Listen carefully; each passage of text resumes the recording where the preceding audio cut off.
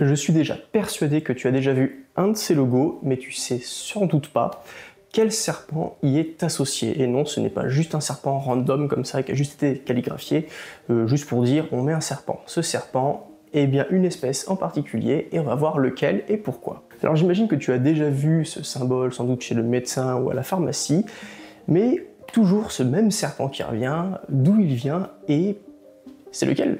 Alors ce serpent a un lien direct avec Asclépios ou Esculape chez les Romains. Donc du coup tu as bien pu l'identifier, c'est une couleuvre d'Esculape que nous avons en France, mais ça on va y revenir. Donc Asclépios est le dieu grec de la médecine et de la guérison selon la mythologie grecque. Et du coup ces serpents étaient associés à ses pouvoirs de régénération et de guérison. Alors du coup là-dessus on retrouve bien la symbolique du serpent, mais quelle est la symbolique du serpent dans ce logo médical? Donc la symbolique du serpent est le fait de faire des mues, qui va symboliser la renaissance, la régénération et la transformation. Il y a bien évidemment la connotation au poison et à l'antidote, comme je l'ai fait dans une précédente vidéo, le venin du serpent est aussi utilisé en médecine pour faire des antidotes. Donc connaissance du poison et de l'antidote. Et donc ce serpent va incarner cette ambiguïté, le poison et le remède. Et comme le disait Paracels, la dose fait le poison. Ok, alors c'est cool tout ça, mais pourquoi la couleuvre d'Esculape alors? Pourquoi pas une couleuvre vipérie, ou une couleuvre de Montpellier, ou n'importe quelle autre couleuvre? Pourquoi celle-ci?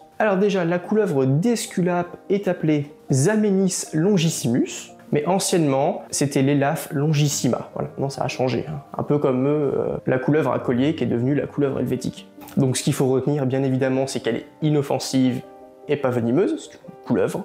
Donc elle vit dans le sud de l'Europe, évidemment on en trouve en France, mais elle vit aussi principalement en Italie et en Grèce. Donc région d'origine du culte d'Asclépios. Donc elle était gardée dans les temples d'Asclépios, où elle se promenait librement, tranquille, c'était chez elle quoi. Donc on en trouvait relativement un peu partout. Hein. Donc dans ces fameux temples et tout, donc les patients venaient y chercher du coup des remèdes, des soins évidemment, hein, dans un cadre rituel, où le dieu leur révélait la guérison. Donc du coup ce serpent est devenu emblématique de ce culte thérapeutique. Alors par contre la petite connotation qu'il y a à faire, et où il ne faut pas confondre les choses, c'est qu'on a le bâton d'Asclépios, donc qui est juste un bâton seul avec un seul serpent autour sans les ailes, donc ça c'est le bâton d'Asclépios, qui est le symbole de la médecine, parce que c'était le dieu de la médecine. Et à côté, voilà avec quoi il ne faut pas confondre, c'est le caducée d'Hermès. Donc là on a le bâton avec les deux ailes et les deux serpents qui s'enroulent autour. Donc ce symbole véhicule l'image du commerce, de l'éloquence, de la communication, de la sagesse, de la puissance et de l'autorité. Et également ça protégeait, voilà.